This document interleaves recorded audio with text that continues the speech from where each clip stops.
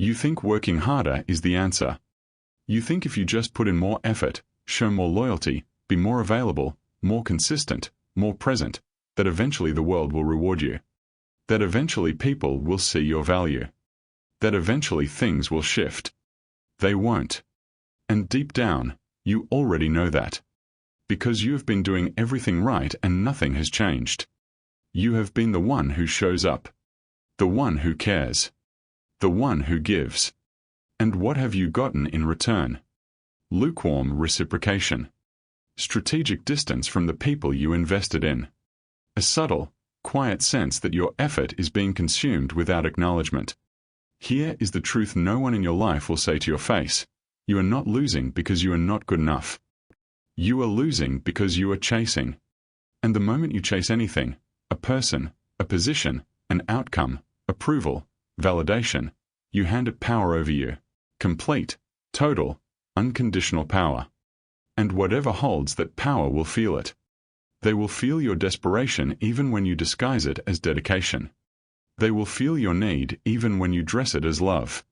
And they will respond to that desperation the only way instinct allows, by pulling back. Chasing is not a strategy. It is a confession. A confession of scarcity. Of fear. Of a fundamental belief that you are not enough without whatever it is you are running after. Machiavelli understood this. 500 years before psychology gave it language, before neuroscience measured the cortisol spikes of neediness, before any self-help guru packaged it into a course, he understood that the man who needs is the man who loses. Not because the world is cruel. Because the world is perceptive. Because power flows away from desperation and toward stillness. Toward the person who does not flinch. Toward the person who does not beg with their behavior even when they beg with nothing else. This video is not about getting what you want. It is about becoming the kind of person that what you want naturally moves toward. And once you understand this, once this gets into your blood, you will never operate the same way again. You will watch the people around you chasing and you will see it for what it is. Survival panic dressed up as ambition. Emotional poverty performing as desire. You cannot unsee this. Once it lands permanently. So pay attention. Number 1. Stop pursuing. Start positioning. Every time you pursue something directly, aggressively, visibly, desperately, you trigger a psychological response in the object of your pursuit. That response is retreat. This is not cruelty. This is physics. Pressure creates resistance. The harder you push towards something that is not structurally bound to receive you, the more force it uses to push back. Most people do not understand this. They believe that want, communicated loudly enough, translates to acquisition. They send the follow-up message. They over-explain their value. They make themselves more available than the situation requires. They mistake visibility for magnetism. And the people who watch this behavior, the ones who hold the thing being chased, categorize it immediately. Subconsciously, automatically, without mercy. Needy. Weak. Safe to ignore. The average person spends their entire life chasing things that retreat from them, then wondering why they cannot close the distance. They are stuck in a loop of effort and rejection that they never interrogate because questioning the strategy means confronting the desperation beneath it. Here is the reframe. You do not pursue. You position. Positioning is the architecture of desire. It is the deliberate construction of your presence, your scarcity, your standards, and your forward movement, independent of whatever or whoever you want, such that attraction becomes a structural outcome rather than an emotional gamble. Stop moving toward. Start building so that others move toward you. This is not passivity. This is engineering. And there is a profound difference between the man who sits and waits, hoping to be chosen, and the man who builds something undeniable, something that forces choice by its very existence. When you stop chasing, you do not become absent. You become gravitational. Write that down. Number 2. Replace. Do not remove. Here is where most people destroy their own strategy. They hear stop chasing and they translate it into absence. They go cold. They become distant. They create a vacuum. And a vacuum, if it is not filled intentionally, is not a power move. It is an invitation for anxiety to consume you from the inside. The principle is not removal. It is replacement. When Machiavelli wrote about the prince who consolidates power, he was not writing about a man who does nothing. He was writing about a man who redirects. Every resource that was going to a losing position gets moved to a winning one. Every unit of attention, energy, emotional investment, redirected. Not suppressed. Redirected. This is how you execute the strategy without breaking yourself in the process. You do not simply stop texting the person who treats you as optional. You replace that mental bandwidth with the construction of something that makes you genuinely less available, not performatively, but actually. You do not just stop working for approval from the room that does not see you. You replace that effort with investment in a room that will. The human mind does not tolerate a vacuum. If you remove a behavior without replacing it, the brain treats the removal as loss and spends its processing power trying to undo it. This is why people go back. This is why they break no contact. This is why they return to the job that diminished them. Not because they are weak in character, but because nature abhors emptiness and instinct fills it with the familiar. You do not fight instinct. You redirect it. What are you replacing time with? What are you replacing emotional energy with? What are you replacing attention with? These are not rhetorical questions. If you do not answer them, your strategy will collapse under the weight of what you tried to release. Replace. Do not just remove. Comment. I redirect. I do not retreat. Number 3. Make yourself hard to read. Predictability is the death of power. The moment someone can map your behavior with accuracy, can predict your response before you give it, anticipate your move before you make it, calculate your reaction before you have won, you have handed them control of the dynamic, not because they seized it, because you surrendered it with consistency. The weak man is legible. His emotions announce themselves before he opens his mouth. His desire is visible before he acts on it. His boundaries dissolve predictably under the right pressure. He is a map. Anyone who wants to navigate him can. Power is not transparency. Power is strategic opacity. This does not mean you become dishonest. This does not mean you perform mystery as a manipulation tactic. It means you stop broadcasting your internal state to every room you enter. It means your approval is not given reflexively. Your reactions are not automatic. Your presence is not guaranteed just because someone requests it. When you are hard to read, something shifts in how people treat you. They start paying closer attention. They invest more in understanding you because you are not handing yourself over freely. They begin to value your attention because it is not universally available. Your silence becomes something they think about. Your approval becomes something they work for. This is not a game. This is calibration. Most people are emotionally incontinent. Every feeling leaks immediately. Every disappointment becomes visible. Every desire announces itself. They experience this as authenticity.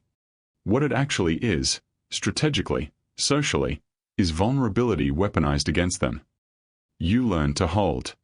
To sit with an emotion before expressing it. To feel without performing the feeling. To want without telegraphing the want. To be affected without showing the effect. This is emotional discipline. Not suppression. Discipline. The difference is that suppression destroys you internally while building a false exterior. Discipline means you choose when and where your interior becomes visible, and that choice is yours, not extracted by the situation, not forced by discomfort, not surrendered to social pressure. Burn this into your mind. The man who controls his expression controls the perception. The man who controls the perception controls the dynamic. Number 4. Watch what happens when you stop being easy to lose. There is a version of you that has made yourself too accessible, too available, too easy to take and too costless to discard. You have, perhaps without knowing it, structured your presence around other people's convenience. You have made yourself the person who adjusts, who accommodates, who minimizes his own requirements to fit the space others allow him. This is not generosity. This is erasure. And people, not out of malice, but out of structure, treat costless things as disposable. When there is no consequence to ignoring you, you get ignored. When there is no cost to your absence does not register. When you have eliminated all friction from your removal, people remove you without friction. The shift is simple and it is brutal. You stop being easy to lose. This is not about manufactured scarcity or emotional games. It is about actually valuing your time, your attention, your presence enough that when someone treats those things carelessly, you remove them, cleanly, without theater, without explanation. Not as punishment. As information. The information is, there is a cost here. And that cost will be paid. Machiavelli was explicit about this. The prince who is loved only when convenient will be abandoned when it becomes convenient to abandon him. The prince who is difficult to dismiss, who has made his absence consequential, is the prince who maintains power not through domination but through structural necessity. You do not keep him around because you want to. You keep him around because the cost of losing him is too high. Become that person. Not through aggression. Through genuine, quiet, undeniable worth, and the discipline to stop extending yourself to environments that do not honor it. When you implement this, when you actually hold this standard without flinching, something remarkable happens. The people who took you for granted begin to recalibrate. Not all of them. Some will simply reveal that they had no genuine interest beyond convenience, and that revelation, though painful, is a gift. But others, the ones who had genuine regard buried under the complacency of your accessibility, they will feel the shift. They will notice. And they will move. Let them move. Watch what happens. Number 5. Your silence is a language. Learn to speak it. Most men have been conditioned to believe that speech is power. That the person who articulates most clearly, most forcefully, most persuasively wins the exchange. And at a tactical, surface level, this is sometimes true. But at the deeper level, at the level of rooms and relationships and the accumulation of real social weight, silence is the superior instrument. This is not the silence of someone who has nothing to say. This is the silence of someone who has chosen not to say it yet. The difference is everything. When you feel the urge to defend yourself, to explain, to justify, sit in it for a moment before you respond. When someone expects a reaction from you and does not get one, something happens in them. The expectation that went unfulfilled turns into a question. The question becomes attention. The attention becomes, sometimes, respect. Because they recognize, instinctively, the way we recognize anything that carries weight, that you do not need them to understand. You do not need them to agree. You do not need resolution the way they assumed you would. The average person's silence is uncomfortable. It signals withdrawal, rejection, punishment. This is because the average person uses silence reactively, as an emotional response rather than a strategic tool. Your silence should not signal disturbance. It should signal depth. The difference is internal. It requires that you genuinely be settled. That you are not performing calm while running in chaos beneath it. Because people feel the difference. Always. This is why the work is internal before it is external. You cannot wield silence as power if you are internally desperate. The silence will read as suppressed desperation. You must actually arrive at a place of genuine equilibrium, where your state is not dependent on how this particular conversation resolves, how this particular person perceives you, how this particular room receives you. When you are there, when you genuinely do not need the outcome to maintain your sense of self, your silence becomes something else entirely. It becomes gravitational. People lean toward it. They fill it. They reveal themselves into it. Say it with me. I do not need to explain myself to people who are not qualified to evaluate me. Number 6. Replace attachment with strategy. This is the section that separates the men who understand this intellectually from the men who execute it in their lives. You can know everything in this video.